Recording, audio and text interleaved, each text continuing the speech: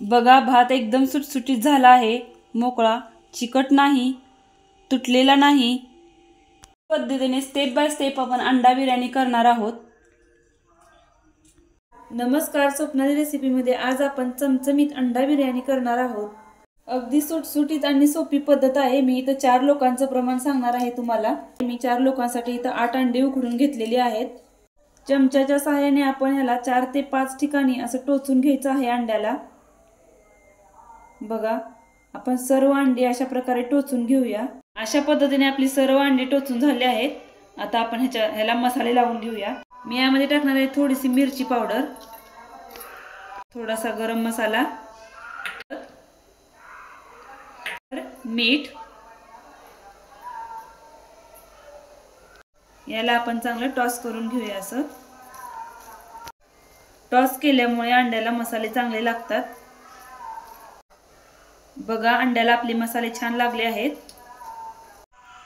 कढईमध्ये 2 ते 3 चमचे तेल घालून मी इथं अंडी फ्राय करून घेणार आहे। 2 मिनिट आपण अंडी चांगली फ्राय करून घेऊया। 2 मिनिट झालेले आहे, आपली अंडी छान फ्राय झालेली आहेत। आता आपण काढून घेऊया। आता आपली पहिली स्टेप झालेली आहे, अंडी फ्राय करून घेतलीत। आपण दुसरी स्टेप करणार आहोत। आपण बिर्याणीचा मसाला तयार करून घेणार आहोत। अंडी फ्राय केलेल्या तेलामध्येच मी आणखीन 2 चमचे तेल, कढईमध्ये 4 ते 5 चमचे तेल घेतलं आहे। तेल चांगलं गरम झालं आहे। आता आपण ह्याच्यामध्ये कांदा भाजून घेऊया। मी इथं 3 उभे पातळ असे कांदे कापून घेतले आहेत। कांदा आपला चांगला तांबूस रंगावर आपण परतून घ्यायचा आहे। भाजीला कसा कांदा परतून घेतो त्या पद्धतीने आपण तांबूस रंगावर कांदा परतून घ्यायचा आहे चांगला। कांदा आपला चांगला भाजला आहे तांबूस रंगावर। आपण याच्यामध्ये टाकणार आहोत 1 चमचा आलं लसूण पेस्ट। याचा कच्चेपणा निघून जाईपर्यंत आपण हे 2 मिनिटं परतून घेऊया। आलं लसूण आपलं चांगलं परतून झालं आहे। आता आपण ह्याच्यामध्ये टाकणार आहोत 2 मोठे टोमॅटो मी बारीक चिरून घेतलेले आहेत। हे चांगलं आपण परतून घेऊया। टोमॅटो पण आपला छान परतला आहे। कांदा, टोमॅटो, आलं लसूण आपलं चांगलं परतून झालं आहे। मी इथं अर्धा कप दही घेतलेला आहे। आता आपण ह्याच्यामध्ये टाकणार आहोत 1 चमचा मिरची पावडर, 1 मोठा चमचा भरून बिर्याणी मसाला आणि थोडासा गरम मसाला, थोडीशी हळद। हे सगळं मिक्स करून घेऊया दह्यामध्ये। आपण मसाले चांगले दह्यामध्ये मिक्स करून घ्यायचे असे। आपण यामध्ये टाकून घेऊया। याला चांगलं मिक्स करून घेऊया। 2 मिनिट तेल सुटेपर्यंत आपण ठेवूया। याला चांगलं तेल सुटेपर्यंत परतून घेऊया आणि यामध्ये टाकूया चवीपुरतं मीठ। मीठ टाकलेलं सगळं आपण मिक्स करून घेऊया आणि 2 मिनिट आपण तेल सुटेपर्यंत परतून घेऊया। 4 ते 5 मिनिट झाले आहेत। छान तेल सुटलेलं आहे मसाल्याला आपल्या आणि खूप छान रंग सुद्धा आलेला आहे। सुगंध पण खूप छान येते। आणि बिर्याणी म्हटलं की पुदिना आलाच तर आपण याच्यामध्ये टाकणार आहोत पाव वाटी पुदिना बारीक चिरून, पाव वाटी कोथिंबीर। याला चांगलं मिक्स करून घेऊया।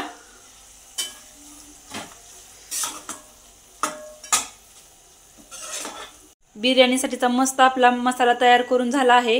इथं आपल्या 2 स्टेप तयार झाल्या आहेत बघा। आता आपण तिसरी स्टेप करूया। तिसरी स्टेप आपली, आता आपण भात करून घेऊया। अगोदरच मी इथं एका मोठ्या भांड्यामध्ये पाणी उकळायला ठेवलं होतं। अगोदरच मी तासभर पाण्यामध्ये तांदूळ भिजत घातले होते बघा। 1 तास झालेला आहे। तांदूळ आपला छान भिजला आहे चांगला। यातलं आपण आता पाणी निथळून घेऊया। चांगलं उकळलेलं आहे, खळखळ उकळी आलेली आहे। आता आपण ह्याच्यामध्ये टाकणार आहोत 2 दालचिनीचे तुकडे, 2 चक्री फूल, 7 ते 8 लवंग, शहाजिरं आणि 3 ते 4 तमालपत्राची पानं, 4 वेलची टाकणार आहे बघा मी इथं, थोडासा पुदिना, थोडीशी कोथिंबीर, 4 चमचे मीठ टाकूया। आपण याच्यामधलं पाणी काढून टाकणार आहोत त्याच्यामुळे मीठ भरपूर टाकायचं। 4 ते 5 चमचे मीठ लागणार आहे आपल्याला। मी यामध्ये टाकणार आहे 2 चमचे तेल। तेल टाकल्यामुळे तांदूळ आपला सुटसुटीत होतो। त्याला हलक्या हाताने हलवून घेऊया। 3 ते 4 मिनिट याला खळखळून उकळी आली पाहिजे। 3 ते 4 मिनिट झालेले आहेत। बघा, याला आपण हलक्या हाताने हलवून घेऊया।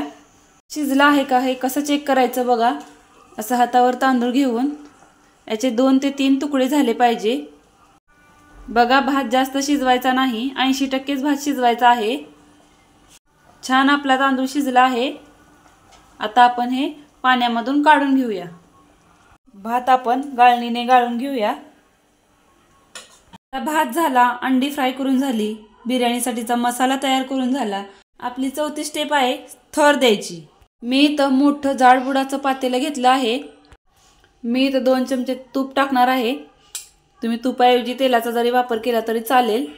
आणि यामध्ये घालणार आहोत बिर्याणीसाठीचा जो मसाला बनवला होता तो आपण यामध्ये सगळा घालून घेणार आहोत। आता मसाल्यावर आपण ही फ्राय करून घेतलेली अंडी घालून घेऊया। मी इथं 6 अंडी घालणार आहे। वरच्या थरासाठी मी 2 अंडी ठेवणार आहे। अंडी टाकून झाली। आता आपण ह्याच्यावर तळून घेतलेला कांदा टाकणार आहोत, थोडासा अशी कोथिंबीर, थोडासा बारीक चिरून घेतलेला पुदिना। यामध्ये आपण अर्धा भात घालून घेऊया। हलक्या हाताने आपण हा भात पसरून घेऊया।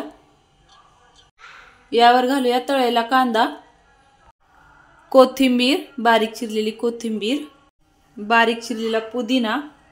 यावर घालूया आपण 2 चमचे तूप। चिरलेला भात आपण सगळा ह्याच्यावर घालून घेऊया।